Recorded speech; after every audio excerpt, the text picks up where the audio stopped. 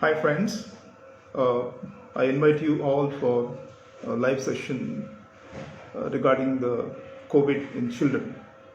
বাচ্চাদের কোভিডের ব্যাপারটা আজকে আমরা দেখব।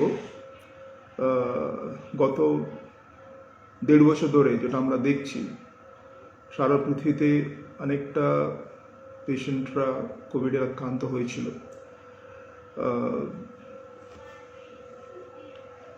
আপনারা যদি কিছু প্রশ্ন যদি থাকলে আপনারা প্রশ্ন জিজ্ঞাসা করতে পারবেন।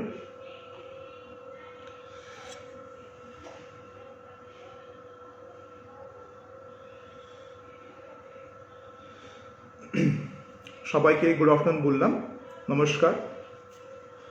আমার নাম ডক্টর স্যামুয়েল বডেশ্বরম। আমি এখানে মেডিকেল সুপার স্পেশালিটি হসপিটালে বাচ্চাদের ইন্টেন্সিভ কেয়ার ইনচার্জ।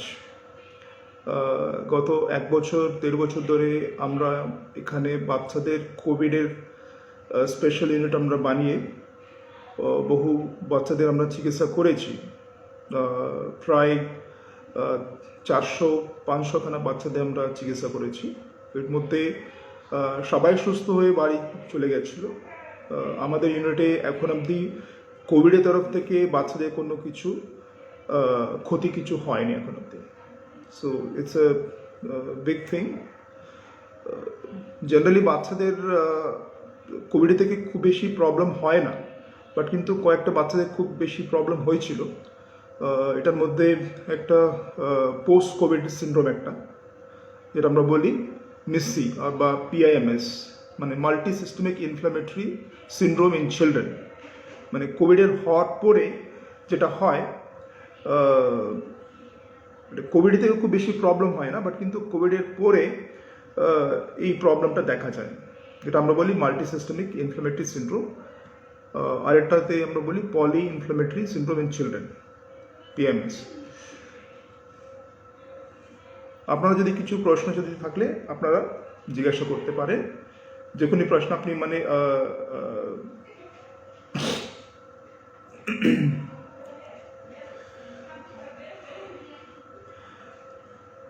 জেনারেলি কোভিডের যে পক্ষে আমি একটা ছোট একটা ইনফরমেশন দিতে চাই।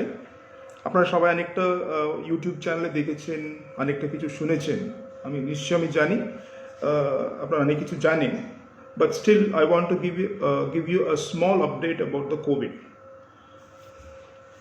This virus, coronavirus, which is severe acute respiratory syndrome coronavirus type 2, otherwise called COVID-19, which has got the main virus was there last year. আগে বছর যে ভাইরাস ছিল, এই বছরে এই ভাইরাসটা ডাবল মিউটেশনটা হয়ে যেটা আমরা বলছি B1617, এই যে ডাবল মিউটেন্ট ভাইরাসটা, যে ভাইরাসটা আমাদের দেশে ম্যাক্সিমাম সার্কুলেট হচ্ছে। এই ভাইরাসের জন্য প্রচুর লোক অসুস্থ হয়েছে, প্রচুর লোক ওদের লাইফ ক্ষতি হয়েছিল। সেটা আমরা প্রত্যেক দিন আমরা দেখছি, নিউজ পেপারে দেখছি, প্লাস আমাদের নিউজ চ্যানেলস আমরা দেখছি। এই ভাইরাসের প্রথম যে ফেজটা, আমরা একটা জিনিস আমরা মনে রাখতে হয়, there are 3 phases of this viral illness.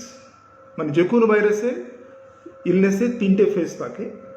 প্রথম ফেজ আমরা বলি ইনকিউবেশন পিরিয়ড বলি, মানে যে মুহূর্তে ভাইরাসটা শরীরে entry point, the point where the virus enters to the point where the symptoms start. মানে যে মুহূর্তে ভাইরাসটা শরীরে ঢুকছে, তারপর থেকে যে মুহূর্তে থেকে আমাদের মানে শরীরে যে সিমটমগুলো দেখা যায়, সিমটমগুলো মানে জ্বর বা গা ব্যথা, মানে সর্দি কাশি, এই সব কটা, যে এই পিরিয়ডটা আমরা বলি ইনকিউবেশন পিরিয়ড। জেনারেলি এই পিরিয়ডটার মধ্যে খুব বেশি সিমটমস কিছু থাকে না, বাট কিন্তু ভাইরাসটা শরীরে রেপ্লিকেট হতে থাকে। তারপরে যে ফার্স্ট ফেজে যে সিমটমগুলো শুরু হওয়ার পর থেকে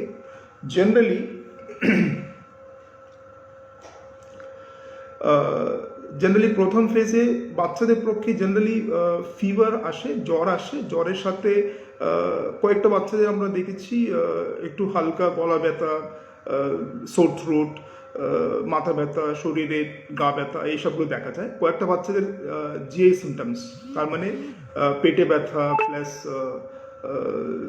ভমিটিং, লুজ মোশনস এইসব কিছু দেখা যায়। তাছাড়া এই বুকে যে নিউমোনিয়া মানে শ্বাসকষ্ট বা স্যাচুরেশনটা ড্রপ হওয়া বাচ্চাদের পক্ষে খুব কম হয়। কয়েকটা বাচ্চাদের হয়, বাট কিন্তু অ্যাডাল্টসের যে পক্ষে যেটা আমরা যদি কম্পেয়ার করি বাচ্চাদের খুব কম হয়। তো যখন হয় স্যাচুরেশন তাড়াতাড়ি ড্রপ হয় না বাচ্চাদের, বাট কিন্তু কম হয়। এবার আমি আপনার কয়েকটা প্রশ্ন দেখতে পাচ্ছি। দেবাশিস সুর উনি জিজ্ঞাসা করছেন কোভিডের কতটা বাচ্চাদের রিস্ক আছে। বাচ্চাদের যেটা আমরা দেখছি মানে সাধারণ যেটা লোকেদের দেখলেও 80%-এর লোকেদের মানে 100 পেশেন্ট যদি কোভিড ইনফেকশন যদি হয়, এর মধ্যে 80 পিপল মানে 80% পিপল 80% লোকে হালকা সিমটমস হয়, তারপর ওরা নিজে নিজে রিকভারি হয়ে যায়। কিন্তু 20%-এর পক্ষে এই সিমটমগুলো বেশি দেখা যায়। বাচ্চাদের মোটামুটি এইরকমই হয়, মানে আপনার 80% থেকে একটু আর কম হয়, মানে 90% চিলড্রেন খুব বেশি সিমটমস হয় না, 10% বাচ্চাদের সিমটমগুলো হয়। এর মধ্যে যেটা আমি বলেছিলাম ফিভার প্লাস হালকা মানে শ্বাসকষ্ট, হালকা নিউমোনিয়া, পেটে ব্যথা প্লাস এই ভমিটিং, লুজ মোশনস এইসব কটা। রিস্ক ওয়াইজ বলতে গেলে এখন অবধি কারো কোনো কিছু ক্ষতি হয়নি। এবার বাকি যদি মানে এই আরেকজন জিজ্ঞাসা করছেন গ্রামে সিমটমস বলতে মানে লুজ মোশনস হচ্ছে। হ্যাঁ, এটা সত্যি কথা, এটা গ্রামে না, এই শহরে আমরা দেখেছি অনেকটা বাচ্চাদের লুজ মোশনস হচ্ছে। এই লুজ মোশনসটা ভীষণ কিন্তু টেম্পোরারি, অনেক সময় থাকে না এই সিমটমগুলো, মানে 1 দিন বা 2 দিন বা 3 দিন থাকে, এর মধ্যে নিজে নিজে ওটা ঠিক হয়ে যায়। বাট কিন্তু এই লুজ মোশনসের সাথে বাচ্চারা যদি মানে খুব অসুস্থ হয়ে ফিভারটা মানে কম হচ্ছে না, জ্বরটা কম হচ্ছে না, জ্বরটা বেড়ে যাচ্ছে, বাচ্চা মানে অসুস্থ হচ্ছে প্লাস শ্বাস নিতে কষ্ট হচ্ছে বা মানে এরকম যদি সিমটমস হলে অবশ্যই হসপিটাল নিয়ে আসতে হবে। ওটা মানে অন্য জিনিসগুলো দেখতে হবে, যেটা আমি বললাম পলিসিস্টেমিক মাল্টিসিস্টেমিক ইনফ্লামেটরি সিন্ড্রোম, যে পোস্ট কোভিড সিন্ড্রোম যেটা আমি বলছিলাম, এইগুলো রুল আউট করতে হয়। আদারওয়াইজ ওআরএস দিয়ে প্লাস এই অ্যান্টিবায়োটিকের রোলটা খুবই কম। জেনারেলি অ্যান্টিবায়োটিক আমরা দেয় না, যে কোনো ভাইরাল ইনফেকশনে আমরা অ্যান্টিবায়োটিক দেওয়াটা প্রয়োজন হয় না জেনারেলি। আচ্ছা, নেক্সট আরেকজন জিজ্ঞাসা করছেন বেবি সিমটমগুলো। বেবিদের জেনারেলি ছোট বাচ্চাদের সিমটমগুলো খুবই কম। অনেকটা মায়ের আমার হাসপাতালে প্রায় 100 বা বেশি মায়েরা কোভিড পজিটিভ মায়েরা বাচ্চাকে ডেলিভারি করেছে। এর মধ্যে একটা বেবিদের মানে কোভিড পজিটিভ হয়নি। সো নিউবর্ন বেবিস পক্ষে এই কোভিডের সিমটমগুলো খুবই কম হয়। তারপরে ইনফ্যান্টস অ্যান্ড ওল্ডার চিলড্রেন মানে 1 বছর থেকে শুরু করে 18 বছর অবধি কয়েকটা বাচ্চাদের সিমটমগুলো হয়। মানে এই ম্যাক্সিমাম সিমটমগুলো বলতে গেলে তো হালকা জ্বর আসে, জ্বরের সাথে একটু সর্দি কাশি প্লাস গলা ব্যথা প্লাস শরীরে ব্যথা, মানে কাশি টাশি হয়, একটু হালকা শ্বাসকষ্ট হতে পারে, এইগুলো সিমটমগুলো হয়। আর কখনো আমরা অ্যান্টিভাইরাল আমরা ইউজ করিনি, বাট কিন্তু কোভিডের পরে যেটা হয় পোস্ট কোভিড সিনড্রোম, এই ব্যাপারটা একটা সবাই মনে রাখতে হয়। মানে কোভিডটা হলো বাচ্চা ভালো হয়ে গেছে, বাট কিন্তু তারপরে যে বাচ্চারা ভালো হওয়ার পরে এই সিমটমগুলো মানে ভালো হয়েছে বলে আমরা খুশি হলাম, বাট কিন্তু কয়েকদিন পরে আবার বাচ্চা মানে জ্বর আসতে শুরু হয়। জ্বরের সাথে ট্যাকিপনিয়া মানে শ্বাসকষ্ট প্লাস বুকে ব্যথা, লুজ মোশনস, তারপরে পেটে ব্যথা, বাচ্চা খুব অসুস্থ হয়ে যায়, জ্বরটা কমছে না, মানে 5 দিন হয়ে গেল। এইরকম বাচ্চাদের আমরা ভাবি পোস্ট কোভিড সিনড্রোম। এই পোস্ট কোভিড সিনড্রোম বাচ্চাদের হাসপাতালে ভর্তি করে চিকিৎসা করাটা খুব ইম্পর্ট্যান্ট। এখানে আমরা ম্যাক্সিমাম আমরা কী করি, ইমিউনোগ্লোবুলিন বলে একটা ওষুধ আছে, যে ইমিউন রেসপন্সকে আমরা নিউট্রালাইজ করার জন্য। মানে ভাইরাল ইনফেকশনটা হয়ে গেছে, ক্লিয়ার হয়ে গেছে, বাট কিন্তু ভাইরাল ইনফেকশনের জন্য যে বডি রেসপন্স, ইমিউন রেসপন্স, যেটা আমরা শরীরে যে ইমিউন সিস্টেমটা ভাইরাসকে ফাইট করতে যে অ্যান্টিবডিগুলো তৈরি হয়, এই antibodies will start acting against the মানে আওয়ার ওন টিস্যুস। মানে শরীরে যে কোভিডের ভাইরাসে যে স্পাইক প্রোটিনের বিরুদ্ধে যেটা শরীরে যে অ্যান্টিবডিসগুলো তৈরি হচ্ছে, এই ভাইরাসে এই অ্যান্টিবডিগুলো ভাইরাসকে সর্বনাশ করে। অ্যাট দ্য সেম টাইম আমাদের শরীরে যে কয়েকটা ব্লাড ভেসেলসে যে এন্ডোথিলিয়াম ওই এরিয়াতে যে কয়েকটা প্রোটিনগুলো থাকে, ওইগুলো স্পাইক প্রোটিন, ভাইরাস স্পাইক প্রোটিনের মধ্যে একটা দেখতে একই রকম লাগে। তো এই অ্যান্টিবডিগুলো কনফিউজ হয়ে ওই ব্লাড ভেসেলসের উপরে অ্যাকশন করতে শুরু করে। তো তখন কি হয়, ওই ভেসেলসে মানে প্রচণ্ড ইনফ্লামেশন হয়ে যায়। এই ইনফ্লামেশন যখন হয়, when there is inflammation there will be significant immune response. ওখানে কি হয়, ব্লাড ক্লটস তৈরি হওয়া, সেই কারণে মানে নিউমোনিয়া হওয়া, প্লাস হার্টে ভেসেলস যদি ইনভলভমেন্ট হলে আমরা বলি মায়োকার্ডিটিস হয়, প্লাস এই কোরোনারি ভেসেলসগুলো ডাইলেটেশন হয়ে কোরোনারি অ্যানিউরিজম বলো হয়, প্লাস পেটে সিমটমগুলো হয়, প্লাস লিভার স্প্লিন, মানে সারাক্ষণ মানে সারা শরীরটা এফেক্ট হয়ে যায়। এই পক্ষে এই ইমিউন রেসপন্সকে নিউট্রালাইজ করার জন্য আমরা ইমিউনোগ্লোবুলিন আমরা ইউজ করি, প্লাস স্টেরয়েড ইউজ করতে লাগে, প্লাস এটার সাথে আমরা এই অ্যান্টিকোয়াগুলেন্ট যেটা বলি, কোয়াগুলেশনকে মানে নিউট্রালাইজ করার জন্য অ্যান্টিকোয়াগুলেন্ট আমরা দেয়, বাচ্চাদেরকে এক দিতে হয়। তো এটার সাথে অ্যাসপিরিন প্লাস এই স্টেরয়েড এইসবগুলো আমরা দিয়ে অনেকটা বাচ্চা সুস্থ হয়ে গেছে। এখন অবধি এটা দিয়ে কারো কোনো মানে ক্ষতি হয়নি। আচ্ছা, নেক্সট আরেকজন জিজ্ঞাসা করছেন, সবরিকা রয়, আমার বাড়িতে হাজব্যান্ডের করোনা হয়েছে, আমার ঠান্ডা লেগেছে স্যার, কি করব, বেবি 6 মান্থস। আমি এইটাই বারবার বলছিলাম, বাড়িতে সবাই যদি যখন কোভিড হয় সবাইদের হতে পারে, মানে বাচ্চাদের অবশ্যই তো হবে, বাচ্চারা মানে চুপচাপ বসে থাকে না, এদিকে ওদিকে মানে দৌড়াতে থাকে। তো জেনারেলি এই যে 6 মাসে বাচ্চা প্লাস 1 বছরের বাচ্চাদের মানে কোভিড থেকে খুব বেশি মানে বাড়াবাড়ি হয় না, তো আপনার টেনশন নেবে না। বাট কিন্তু আমি যেটা বলি সবাইকে, যত পেশেন্ট আমি দেখেছি, ওরা মানে বাবা মা প্লাস দিদা দাদু তাদের কোভিড হয়েছে, তার থেকে বেশি ওরা বাচ্চাকে নিয়ে বেশি চিন্তিত থাকে। তো এখানে আমি সবসময় বলি, এই যে বাচ্চাদের সিমটমস থেকে বেশি আপনারা নিজের ব্যাপারটা প্লাস নিজের মানে সুস্থ থাকাটা, এটা নিয়ে বেশি আপনি নজর রাখতে হয়। কেন বাচ্চাদের পক্ষে কোভিডের থেকে খুব বেশি প্রবলেমটা হয় না, এখন অবধি হয়নি, হওয়ার চান্সটা খুবই কম। সেই জন্য আমরা ভ্যাকসিনটা প্রায়োরিটি অ্যাডাল্টসকে আমরা প্রথম প্রায়োরিটি দিয়েছি, মানে 45+, তারপরে এখন তো 18 to 45 দেওয়া হচ্ছে, এরপরে 12 to 12 বছর থেকে আপনার 18 বছরের যে ভ্যাকসিনেশনটা মানে বিদেশে শুরু হয়েছে, এটা আমাদের দেশেও শুরু হবে। সিমটমগুলো আমি অলরেডি বলে দিয়েছি। আপনার যে সিমটমগুলো মেইনলি ফিভার হয়, ফিভারের সাথে হালকা গলা ব্যথা হয়, প্লাস একটু কাশি টাশি হতে পারে, মানে পেটের সিমটমগুলো বাচ্চাদের খুব বেশি দেখা যায়, মানে ওই ডায়রিয়া, লুজ মোশন, পেটে ব্যথা প্লাস ভমিটিং, এই সব কিছু। জেনারেলি বাচ্চাদের পক্ষে খুব বেশি ব্লাড টেস্টগুলোই মানে ডিডাইমার এইসবগুলো করার দরকার হয় না, unless the child is very sick. বাচ্চা বেশ যদি খুব অসুস্থতা যদি থাকলে আমরা এই ব্লাড টেস্টগুলো করতে হবে। একজন লিখেছেন সিআরপি লেভেলটা 5, 11 days post tested, self at home, এটা নিয়ে কোনো টেনশন নেই, এটা নর্মাল। সিআরপি লেভেল 5 মানে নর্মাল। আচ্ছা, একজন জিজ্ঞাসা করছেন, ফার্স্ট ভ্যাকসিন নেওয়া হচ্ছে কিন্তু সেকেন্ড ভ্যাকসিন নেওয়ার সময় চলে গেছে, ডক্টর বলেন আপনার ফার্স্ট ভ্যাকসিন নিতে হবে না। আপনার আবার ফার্স্ট ভ্যাকসিন নেওয়া দরকার হয়নি, হবে না, আপনারা সেকেন্ড ভ্যাকসিন নিতে পারবেন, একটু দেরি হলে কোনো প্রবলেম নেই। এখন যে রেকমেন্ডেশন বলছে, যত দেরি করে সেকেন্ড ডোজ নিলে অত ভালো ইমিউন রেসপন্স হচ্ছে। আপনি মানে 1 মাস হোক 2 মাস হোক দেরি হলেও কোনো প্রবলেম নেই, বাট সেকেন্ড ডোজ আপনি নিতে হবে, আবার ফার্স্ট ডোজ নেওয়া দরকার হবে না।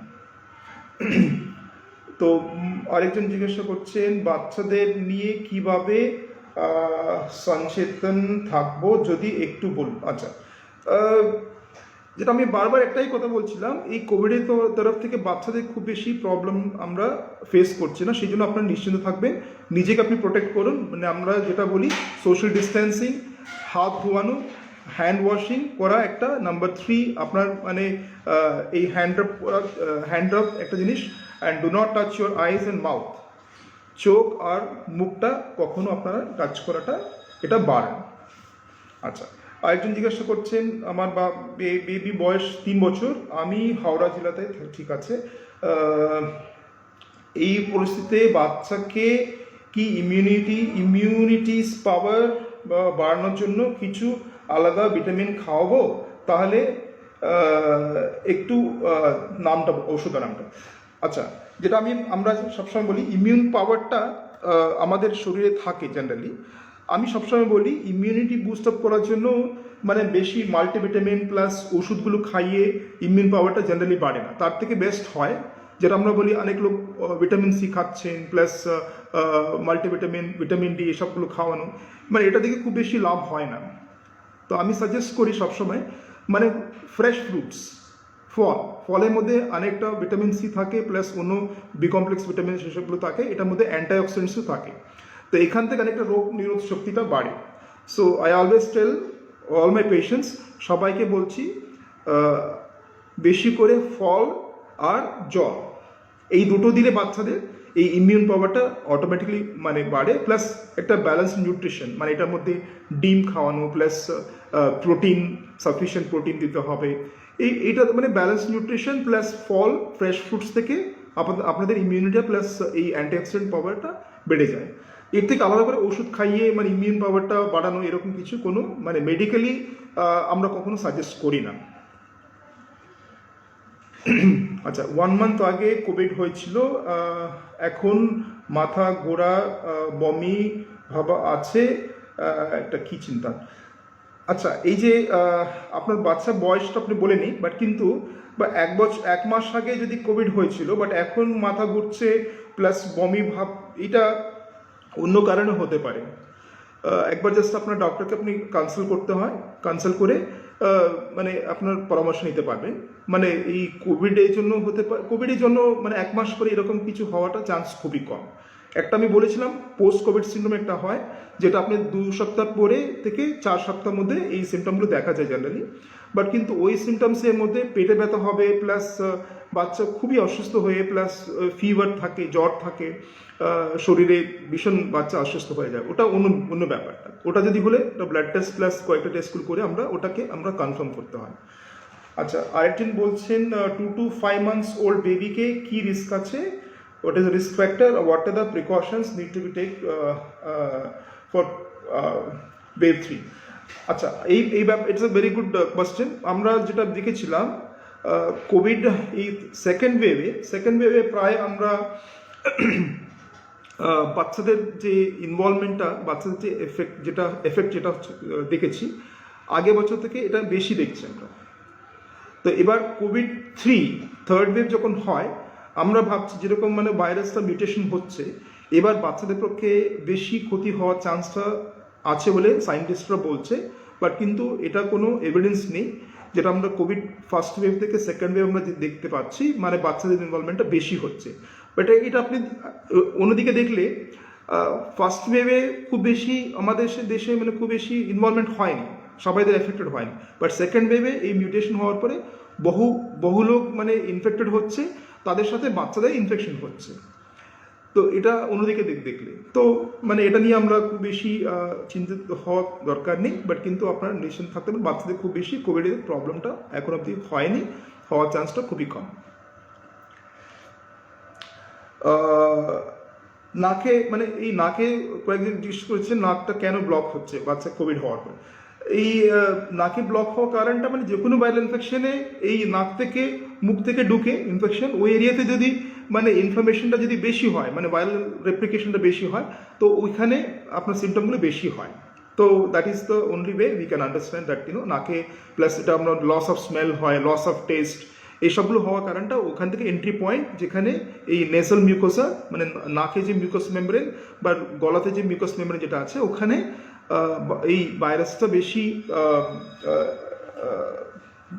বেশি ওখানে থাকে, ওখানে রেপ্লিকেশন হয়, সেই কারণে এই নোজ ব্লক হওয়া প্লাস এই সিমটমগুলো বেশি দেখা যায়। My wife and 6 months pregnant and since no vaccine tested third phase, do you recommend vaccination for her? এই ব্যাপারটা 6 মাস বা যদি বাচ্চা যদি প্রেগনেন্সি 6 মাস যদি ক্রস হয়ে যায়, জেনারেলি বেবিদের ভ্যাকসিন থেকে কোনো এফেক্ট হওয়ার চান্সটা খুবই কম। তো এবার আমি যেটা বলছি, আপনার আপনার অবস্ট্রিশিয়ানকে কনসাল্ট করে ভ্যাকসিনটা নিতে পারেন। আমাদের তরফ থেকে 6 মান্থস প্রেগনেন্সি পরে ভ্যাকসিন থেকে, যে কোনো ভ্যাকসিন থেকে বাচ্চাকে ক্ষতি হওয়ার চান্সটা খুবই কম। আচ্ছা, বাচ্চাদের ভ্যাকসিনেশন আপডেট। বাচ্চাদের ভ্যাকসিনেশনটা এখন অবধি মানে ইউএস থেকে শুরু করি, ইউএস, ইউকে, ইউরোপ সব জায়গাতে 12 to 18 ইয়ার্সের বাচ্চাদের ভ্যাকসিনটা পারমিশন হয়েছে, ওরা সবাই দিচ্ছে। এবার আমাদের দেশে তো শুরু হবে এখন, মানে ফেজ 3 ট্রায়ালটা চলছে, এটা যে কোনো মুহূর্তে শুরু হবে। বাট কিন্তু তার আগে আমাদের দেশে যেটা হচ্ছে মানে ভ্যাকসিন অ্যাভেলেবিলিটা খুবই কম আছে। অ্যাডাল্টসকে কভারেজ হওয়ার পরে তারপরে বাচ্চাদেরকে শুরু হবে, যেটা আমি যেটা আমরা শুনছি। বাট কিন্তু এটা শুরু হবে। 1.5 ইয়ার্স বেবি আছে, কিভাবে প্রিকশনস নেব, কিছু medicine just A to Z, যেটা আমি বারবার বলছিলাম, অনেক লোক এটা করছে, মানে মাল্টিভিটামিন প্লাস এই সবগুলো দিয়ে খুব বেশি লাভ হয় না। ব্যালেন্স নিউট্রিশন প্লাস ফল টল বেশি করে খাওয়াতে হবে। আননেসেসারি ওষুধগুলো দিয়ে কোনো কিছু আপনার মানে লাভ কিছু হবে না। So please don't take unnecessary medication. আর gargle vapour which is more effective. Steam ইনহেলেশনটা আপনারা করতে পারবেন। স্টিম ইনহেলেশন করলে কি হয়, নেজাল মিউকোসা প্লাস যে কনজেশন যেটা আছে ওই কনজেশনটা কম হয়। এটা যে কোনোই ভাইরাল ইনফেকশন, মানে ফ্লু, কোভিড তরফ থেকে মানে এটা একটু রিলিফ, সিমটোম্যাটিক রিলিফটা হয়। স্যার, একজন কোভিড পেশেন্ট কিন্তু বাড়িতে বাচ্চা আছে, ইউএসএফ। যদি বাচ্চা যদি বাড়িতে থাকলে কোভিড পেশেন্টের সাথে বাচ্চাদের ইনফেকশনটা অবশ্যই হবে, বাট কিন্তু ওটা থেকে মানে রক্ষা করার জন্য মানে অলমোস্ট ইম্পসিবল, আনলেস মানে আপনার ওই যে কোভিড যেটা পজিটিভ হয়েছে ওনাকে আলাদা করে অন্য ঘরে রাখতে হবে, যাতে করে বাচ্চা ওনার সাথে কন্ট্যাক্ট না হয়। সোশ্যাল ডিস্টেন্সিং মেনটেন করা, হাত ধোয়ানো প্লাস নাকে মুখে হাত না দেওয়া, এইগুলো তো ফলো করতে হয়। আচ্ছা, তারপরে এখানে বলছেন ওয়াই মাই, আচ্ছা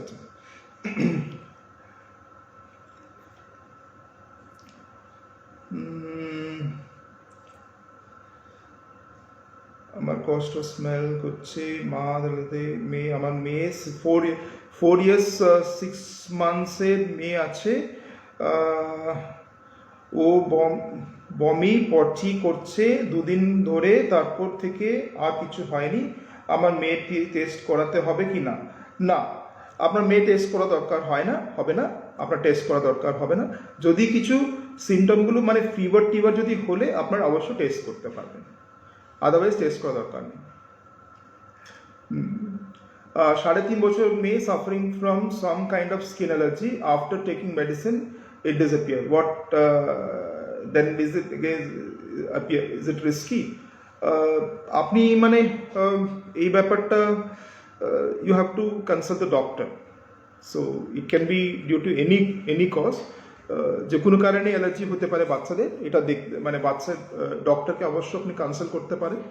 কনসাল্ট করলে ওটা নিয়ে আমরা অবশ্য দেখে নিতে পারি কি এক্স্যাক্টলি কী কারণে এটা হচ্ছে, বারবার হওয়ার কারণটা কি, আমরা ওটা খোঁজ ইনভেস্টিগেট করে মানে what ever is the necessary treatment we can give.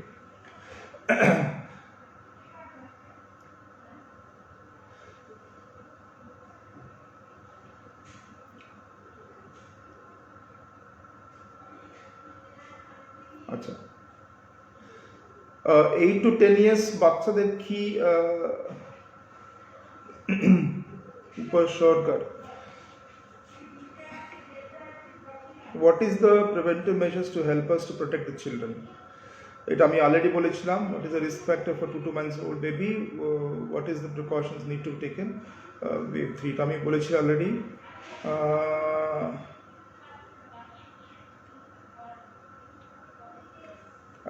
কি কি প্রিকশনস বাচ্চাদের সিমটমস করতে কি, when fever, lose motion subside, is it fine? Yes, যেটা আমি এখানে একজন প্রশ্ন জিজ্ঞেস করেছেন, জ্বর, ফিভার, লুজ মোশন সাবসাইড হলে ইজ ইট ওকে? জেনারেলি কি হয়, ভাইরাল ইনফেকশন যখন হয় ফার্স্ট এই যে মানে প্রথম যে ফেজটা 5 দিন থাকে, 3 to 5 days, এই 3 to 5 ডেজের মধ্যে বাচ্চার কি হয়, মানে ফিভার হয়, লুজ মোশন হতে পারে, বিভিন্ন রকম সিমটমগুলো হয়। তো তিন দিনের মধ্যে জেনারেলি ফিভারটা কম হয়ে যায়, আর 5 দিনের মধ্যে বাচ্চারা সুস্থ হয়ে যায়। যদি 5 days পরে 5 দিন পরে মানে ফিভারটা কমছে না, বাচ্চা আরও অসুস্থ হচ্ছে, মানে শ্বাসকষ্ট হওয়া এরকম যদি হলে মানে সেকেন্ড ফেজে বাচ্চা চলে যাচ্ছে, মানে এখানে মানে বাচ্চা নিউমোনিয়া প্লাস কোনো যে কমপ্লিকেশনসগুলো হচ্ছে, এখানে বাচ্চাকে আমি অবশ্যই হসপিটালে ভর্তি করতে হবে, ভর্তি করে সিটি স্ক্যান করা, বাকি ব্লাড টেস্টগুলো করা, ডি ডাইমার প্লাস আপনার প্রোবিএনপি, হার্ট ইনভলভমেন্ট আছে এগুলো দেখা, পলিসিস্টেম মাল্টিসিস্টেমিক ইনভলভমেন্ট কিছু আছে এগুলো দেখা, এইসবগুলো প্রয়োজন হবে। তখন হসপিটালে ভর্তি করে আমরা চিকিৎসা করাটা খুবই প্রয়োজন হয়।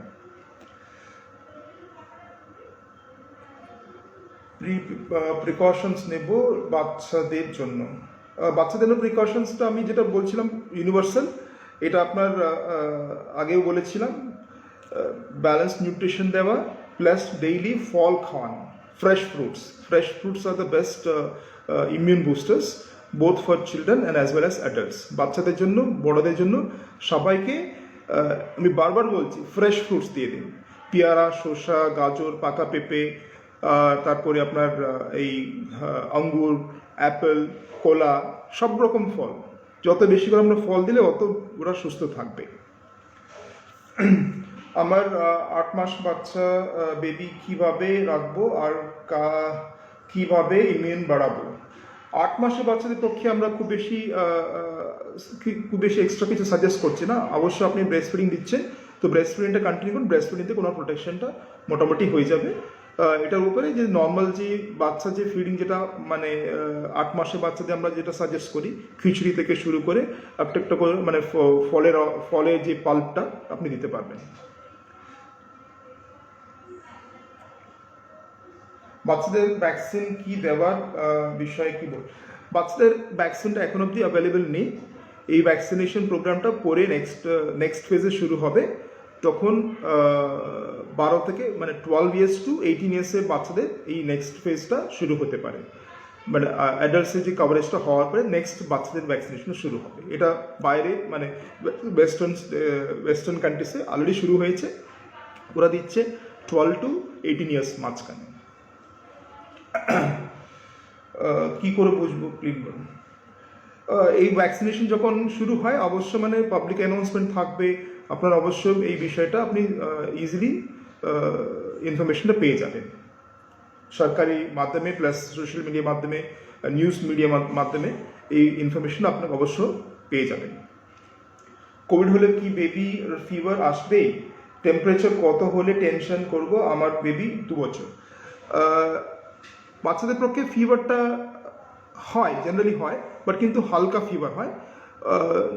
99% ওই ফিভারটা নিজে নিজে ঠিক হয়ে যায়।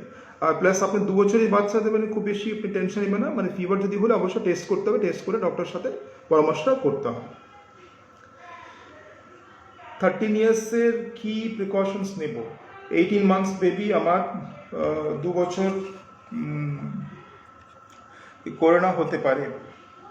হ্যাঁ, হতে পারে, যে কোনো বাচ্চাদের করোনা হতে পারে।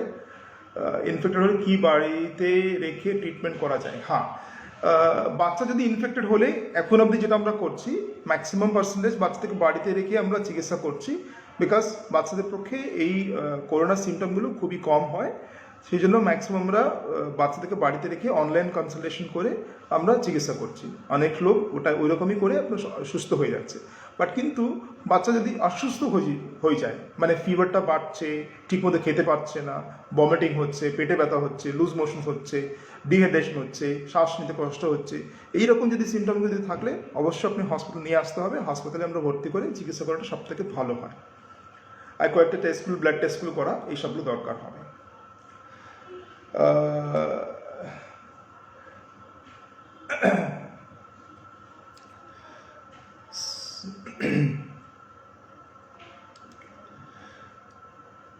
After how many days baby may show this type of autoimmune disease? My baby was COVID positive.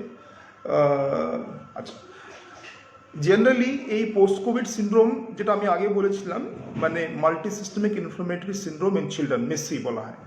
মানে এই সিমটমগুলো জেনারেলি 2 সপ্তাহ পরে হয়, বা কয়েকটা বাচ্চাদের আমরা সেকেন্ড উইকে আমরা দেখেছি।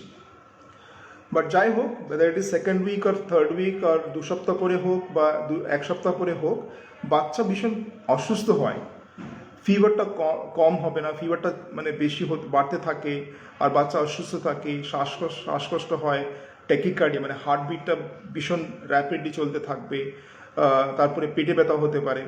এইরকম সিমটমগুলো যখন হয়, বাচ্চাকে ইমিডিয়েটলি হসপিটালে ভর্তি করে যত তাড়াতাড়ি সম্ভব কার্ডিয়াক এনভায়রনমেন্ট, হার্টে যে টেস্ট আমরা যেটা করি 12 লিড ইসিজি পরীক্ষা প্লাস ইকোকার্ডিওগ্রাফি, এই দুটো করে আমরা একটা ব্লাড টেস্ট আমরা করি। ওই ব্লাড টেস্টে আমরা ডিডাইমার, সিআরপি প্লাস বিএনপি এই লেভেলগুলো দেখে আমরা ইমিডিয়েটলি আমরা চিকিৎসাটা শুরু করাটা খুবই প্রয়োজন হয়। যদি মানে চিকিৎসা যদি আমরা দেরি করি, ক্ষতি হওয়ার চান্সটা খুবই বেশি। এই পোস্ট কোভিড সিনড্রোম, যেটা আমি মাল্টি সিস্টেমিক ইনফ্লামেটরি সিনড্রোম যেটা আমি বলছিলাম, বারবার বলছিলাম, এটা নিয়ে খুবই আপনার সাবধানে থাকতে হয়। যদি বাচ্চা অসুস্থ হচ্ছে, বাচ্চা মানে ঠিকভাবে খেতে পারছে না, জ্বর কমছে না, মানে অসুস্থ হয়ে যাচ্ছে, আপনার বাড়িতে রেখে একেবারে এটা বাড়িতে রাখা উচিত নয়। ইমিডিয়েটলি হসপিটাল নিয়ে আসতে হবে, হসপিটালে ভর্তি করে সঠিক চিকিৎসা দিতে হয়। whether any vitamin CRP level 11.5 হচ্ছে, কী করবো, কোভিড পজিটিভ। সিআরপি লেভেল 11.5 খুব বেশি নয়, এটা নিয়ে খুব বেশি টেনশন নেওয়া দরকার। এখানে 18 to 44 ইয়ার্স এজ, এটা তো ভ্যাকসিন দেওয়া হচ্ছে, আপনার ভ্যাকসিন নিতে পারবেন। Should be continue morning and evening walk, children can play outside without mask. Morning walk, evening walk আপনি অবশ্যই কন্টিনিউ করতে পারবেন মাস্ক পরে। আর বাচ্চারা মানে খেলাগুলো করাটা ঠিক, বাট কিন্তু সবাই একসাথে গ্রুপ মতো ফর্ম করে খেলাগুলো করাটা ঠিক না, এটা অ্যালাউড নয়। বাট কিন্তু ফিজিক্যাল অ্যাক্টিভিটি খুবই ইম্পর্ট্যান্ট বাচ্চাদের পক্ষে, বড়দের পক্ষে। আপনার সোশ্যাল ডিস্টেন্সিং মেনটেন করে ফিজিক্যাল অ্যাক্টিভিটিটা অবশ্যই আপনি করতে পারবেন। মর্নিং ওয়াক করতে পারেন, ইভিনিং ওয়াক করতে পারবেন, প্লাস সোশ্যাল ডিস্টেন্সিং মেনটেন করে করতে হয়। সবাই একসাথে মিলিয়ে মানে খেলাগুলো করা প্লাস পার্টি করাটা একদম বাড়ানো। বেস্ট ফাইন্ডিং করে নিয়ার বেবি ভ্যাকসিন নিতে পারবো ব্রেস্ট ফিডিং করে? হ্যাঁ, ব্রেস্ট ফিডিং করার মায়েরা সবাই ভ্যাকসিন নিতে পারবেন। এই ভ্যাকসিন নেওয়ার পরে বাচ্চাদের কোনো দিকে বাচ্চার কোনো ক্ষতি হবে না। আপনি ব্রেস্ট ফিডিং করছেন বা না করছেন, এটা নিয়ে কোনো মানে প্রবলেম হয় না, আপনি অবশ্যই ভ্যাকসিন নিতে পারবেন। স্যার, যে কিডসের আগে নিউমোনিয়া হয়েছিল হেভি 3 ইয়ার্স আগে, তাদের কি করে? হ্যাঁ, আগে যদি নিউমোনিয়া হয়েছিল, এখন বাচ্চা ঠিক হয়ে গেছে, তাহলে আপনার কোনো টেনশন নেওয়ার দরকার নেই। মানে যে কোনো বাচ্চা যেরকম সিমটমগুলো হয় ওই রকমই সিমটমগুলো হয়, আলাদা করে আপনার মানে স্পেশাল প্রিকশনস নেওয়া কিছু দরকার হয় না। আমার ছেলে 6 ইয়ার্স এজ, স্যার আমার ছেলের জন্য কি করা যায়? স্পেশাল কিছু করা দরকার হয় না, আপনি মানে যেটা করছেন সেটাই করুন, আর স্পেশাল কিছু করার কিছু দরকার নেই। মানে সোশ্যাল ডিস্টেন্সিং মেনটেন করা, যে আমরা যেটা আমি বলছিলাম, ওকে হাত ধোয়ানো প্লাস ব্যালেন্স নিউট্রিশন, খাওয়া দাওয়াগুলো, এইসবগুলো আপনি কন্টিনিউ করুন। এরপরে বেবিদের জন্য কীভাবে সেফ রাখবো 4 ইয়ার্স বেবি? বারবার সেই প্রশ্ন আমি একই কথা বারবার বলছি।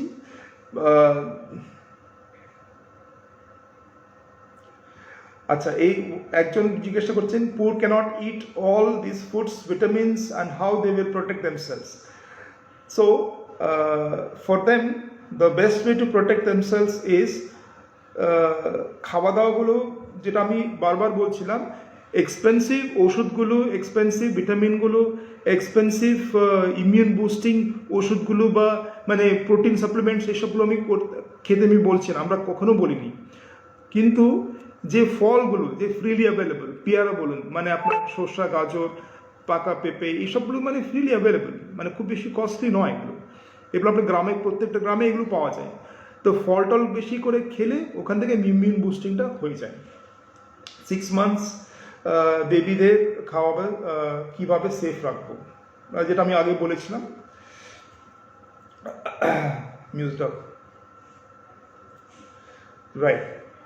পোস্ট কোভিড সিমটমসগুলো কি? পোস্ট কোভিড সিমটমগুলো আমি যেটা আগে বলেছিলাম, মানে একটা ফিভারটা পারসিস্টেন্ট, মানে ফিভারটা কম হবে না, 5 দিন থেকে বেশি ফিভার থাকে। মেইন সিমটমগুলো বলছি, ফিভারটা 5 দিন থেকে বেশি হয়, 5 ডেজ থেকে বেশি, প্লাস তারপরে চোখে লাল হওয়া, শরীরে গায়ের উপরে র্যাশ হয়, লাল র্যাশ হওয়ার, তারপরে পেটে সিমটমগুলো, পেটে ব্যথা হয়, ভমিটিং, লুজ মোশনস। নাম্বার 3, শ্বাস নিতে একটু কষ্ট হয়, দেয়ার উইল বি বাচ্চা মানে অসুস্থ হয়ে যাবে, খাওয়া দাওয়াগুলো খেতে মানে প্রবলেম হয়, প্লাস এই ওনার রেসপিরেটরি ওয়াইজ শ্বাস নিতে কষ্ট হয়, আর একটা হার্ট রেটটা খুবই তাড়াতাড়ি হয়। এই সব কটা সিমটমগুলো যদি তখন থাকলে অবশ্যই ইমিডিয়েটলি বাচ্চাকে মানে হসপিটালে ভর্তি করে চিকিৎসা করাটা খুব ইম্পর্টেন্ট।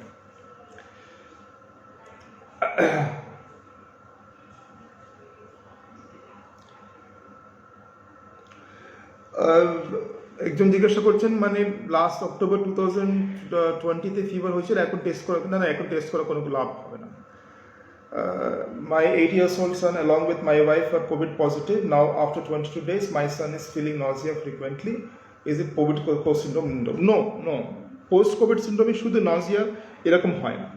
আমি বারবার বলছিলাম, পোস্ট কোভিড সিন্ড্রোমে অনেকটা সিমটমগুলো থাকে, এর মধ্যে ফিভারটা অবশ্যই থাকবে। Fever, high grade fever, persistent fever, অসুস্থ, বাচ্চা ভীষণ অসুস্থ হয়ে যায় যখন পোস্ট কোভিড সিমটম যখন হয়। শুধু একটা সিমটমই আমরা পোস্ট কোভিড সিমটম ভাবানো যায় না।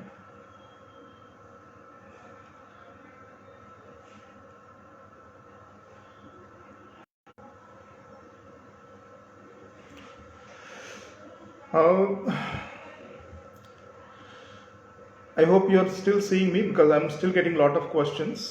A lot of people are involved. বহু লোক প্রশ্ন জিজ্ঞাসা করছেন। আমাদের হাজব্যান্ডের কোভিড হয়েছিল 7 দিন, এখন আমার হচ্ছে বাচ্চার 8 বছর, এখানে ছাড়া ঘুমাচ্ছে না, আমার টেস্ট হয়নি কিন্তু আমি মেডিসিন চালু করেছি, এই বাচ্চার কি অসুবিধা হতে পারে?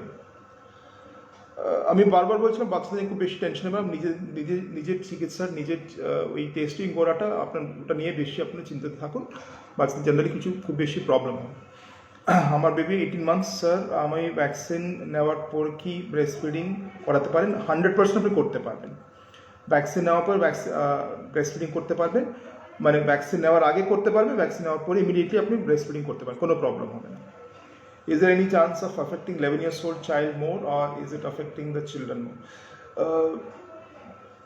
বাচ্চা যদি মানে ওভারওয়েট, ওবিসিটি, যেটা আমি বলছিলাম, এই 11 বছর 12 বছর উপরে যে বাচ্চারা যে খুবই মানে ওভারওয়েট থাকে, মানে ওবিসিটি বা শরীরে যে মানে বডি ওয়েটটা খুব বেশি যদি থাকলে তাদের পক্ষে একটু সিমটমগুলো বেশি হওয়ার চান্স আছে। সেই জন্য আমি সবসময় বলছি বাচ্চা মানে খেলাগুলো করা, প্লাস ওদের ওয়েট কম করা, balance nutrition, junk food avoid করা, এটা খুব important.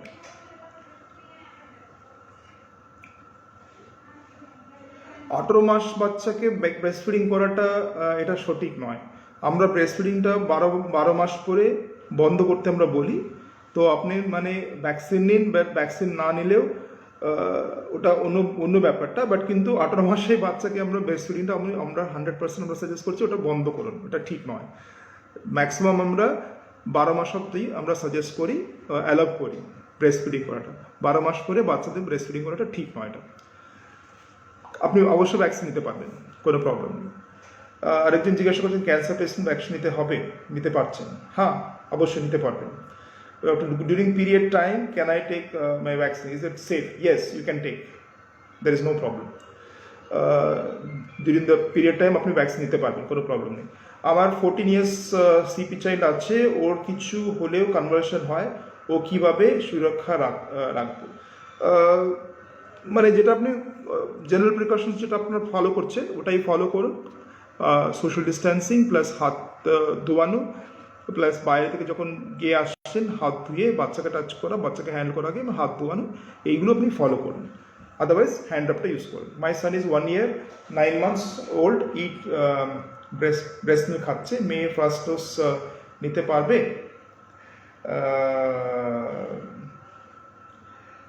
1 year 9 months old baby breast milk খাওয়ানোটা ঠিক নয়। যেটা আমি বারবার বলছিলাম, 1 বছর উপরে বাচ্চাকে ব্রেস্ট ফিডিং দেওয়াটা এটা ঠিক নয়।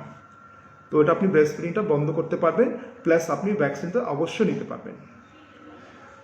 স্বর্ণালী ঘোষ ইনি জিজ্ঞাসা করছেন, স্যার আমার বেবি 2 months আর 3rd ভেরিয়েন্টটা কতটা ক্ষতিকর? এখন মানে কেউ জানে না এটা ভাইরাসটা নতুন ভাইরাস, মানে যেমনভাবে মিউটেশন হচ্ছে এই সেকেন্ড ওয়েভে যে ডাবল মিউটেশনের জন্য অনেক লোক অ্যাফেক্টেড হয়েছে, সেভাবে বাচ্চারা অ্যাফেক্ট হয়েছে, সেভাবে থার্ড ওয়েভ যখন হয় অবশ্য আরও বেশি লোক অ্যাফেক্টেড হতে পারে, বাট কিন্তু তার আগে আমরা ভ্যাকসিন যদি নিলে ম্যাক্সিমাম প্রোটেকশনটা হয়। আশা করি এর মধ্যে বাচ্চাদের ভ্যাকসিনটা প্রোগ্রামটা শুরু হবে। আমার মেয়ে 2 বছর 2 years 6 months, ওকে কি কোনো ইমিউনিটি বুস্টার দেওয়ার দরকার আছে? No immune booster. বাচ্চাদের ইমিউন বুস্টার ওষুধ বা ভিটামিনগুলো দিয়ে কোনো কিছু এক্সট্রা কিছু লাভ হবে না। আমি বারবার বলছি, আপনারা মানে এই প্রশ্ন জিজ্ঞাসা করে কোনো লাভ নেই। বাচ্চাদের age 8 years, weight 25 kgs, paracetamol 250 mg dose কত মানে কি? যদি 25 kilograms ওয়েট যদি থাকলে আপনার মানে অবশ্য 350 milligrams মিনিমাম দিতে হবে, তার থেকে কম ডোজ দিলে কোনো লাভ হবে না। আমার বাচ্চার বয়স 5 বছর, এর আচ্ছা টেস্ট নেগেটিভ, বাট আচ্ছা স্যার অ্যালার্জি থাকলে কি ভ্যাকসিন নেওয়া যাবে? মানে কিছু খেলে অ্যালার্জি হয়, এটা আপনার ডক্টর প্রেসক্রিপশন, যে ডক্টর আপনি মানে ভ্যাকসিন নেওয়ার আগে ডক্টরকে কনসাল্ট করে আপনি ভ্যাকসিন নিন, এটা সব থেকে বেস্ট হয়। আদারওয়াইজ অ্যালার্জি হলে ওরা আপনাকে অ্যাটেন্ড করতে পারবেন। স্যার আপনার ছোট ভাই আছে, তাকে আপনার দেখাতে চাই, কিভাবে দেখাবে? আপনি যেটা দেখছেন এখানে যে আসক্লেপিয়া, ওদের কাছে আপনি কন্ট্যাক্ট করুন, আর ওখান থেকে আপনার আমার নাম্বারটা পেয়ে যাবেন। Thank you so much, thank you all for attending this live seminar. I hope this seminar was useful for all of you. And আমি অনেকটা প্রশ্নগুলো আমি কয়েকটা প্রশ্ন অনেকটা উত্তর দিয়েছি। এবার আমি একটা কনক্লুড করতে চাইছিলাম, এই যে এক বছর 2 মাস ধরে যেটা আমি কোভিডের চিকিৎসা আমরা এখানে করছিলাম, প্রায় 500 খানা বাচ্চা আমরা দেখেছি এখানে, মানে কোভিডের তরফ থেকে, প্লাস পোস্ট কোভিড সিন্ড্রোম যেটা আমরা পলিসিস্টেমিক ইনফ্লামেটরি সিন্ড্রোম, এই সব রকম প্রশ্ন বাচ্চাদের আমরা চিকিৎসা করেছি, সবাই সুস্থ হয়ে বাড়ি চলে গেছে। আর 80 to 90% বাচ্চাদের বাড়িতে রেখে আমরা চিকিৎসা করেছি। তো এখন অবধি বাচ্চাদের পক্ষে খুব বেশি ক্ষতি হয়নি। সেকেন্ড ওয়েভে বেশিরভাগ বাচ্চাদের ইনভলভমেন্ট হচ্ছে, এবার থার্ড ওয়েভে কী হবে কেউ জানে না, বাট কিন্তু বাচ্চাদের ইনভলভমেন্টটা অবশ্য হবে। এবার আমাদের হাতে যেটা আছে ভ্যাকসিন নেওয়াটা, যেটা যতটুকু সম্ভব আপনার ভ্যাকসিনটা নিয়ে নিন। যখন বাচ্চাদের ভ্যাকসিন প্রোগ্রামটা যখন শুরু হয় তখন আপনার ভ্যাকসিন বাচ্চাদের অবশ্যই আমরা নিতে হবে, বাট কিন্তু এই মুহূর্তে বাচ্চাদের ভ্যাকসিনটা অ্যাভেলেবিলিটি নেই। আচ্ছা, নাম্বার 3, এই যেটা আমরা ইমিউন বুস্টিং ব্যাপারটা বারবার অনেক লোক প্রশ্ন জিজ্ঞাসা করেছেন, এরকম আগে থেকে ইমিউন বুস্ট করার জন্য ভিটামিনগুলো, vitamin C, multivitamin A to Z এইসবগুলো খেয়ে খুব বেশি লাভ হবে না। তার থেকে বেস্ট হয় আমাদের ওজনটা, বাচ্চাদের ওজনটা বেশি না করে, মানে balance nutrition, junk food avoid করাটা, জাঙ্ক ফুড না খাওয়ানো, প্লাস আপনার ফল টল বেশি করে খাওয়ানো, ব্যালেন্স নিউট্রিশন, বেশি করে জল খাওয়ানো, এইগুলো সব থেকে ভালো কাজ হয় বাচ্চাদের ইমিউন বুস্টিং করাটা।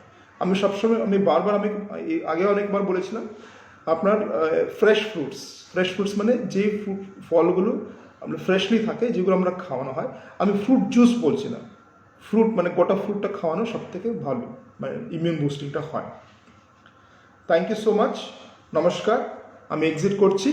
And thank you for participating, and so many of you have asked so many questions, hundreds of questions. Thank you so much. God bless you all. Thank you.